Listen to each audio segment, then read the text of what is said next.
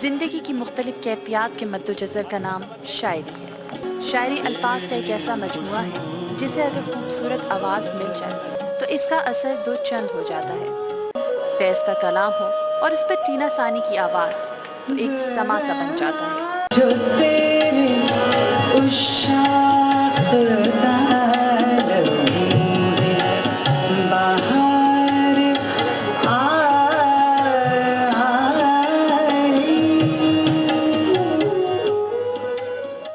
Amazing. I mean, Lahore as usual. میری پہچان ہی لاہور سے ہوئی.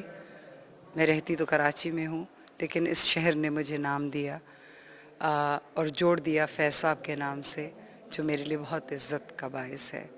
غزل کے سرتال سے سجی ایسی ہی ایک شام نے رفیع پیر فیسٹیول میں آئے ہوئے شاعری کے مداحوں کو دم بخود کیے رکھا۔ یہ بہت اچھا فنکشن تھا، بہت انجوائے کیا، اور غلام علی تو ہمارے لیجنڈ ہیں۔ ٹینا ثانی اور غلام علی صاحب، ان کے جو غزلیں تھیں بہت اچھی تھی اور باقیوں کو بھی بہت اپریشیٹ کیا گیا تھا۔ نامور گائک غلام علی نے غزلیں گا کر حاضرین محفل کو اپنی آواز کے سحر میں جکڑے رکھا۔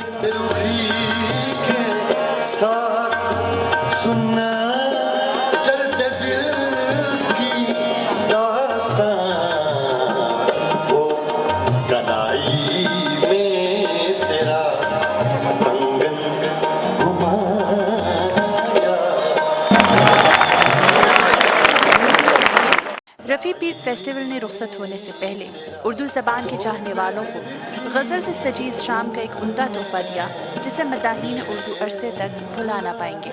Madiha Chaudhry, ARY1 world, Lahore.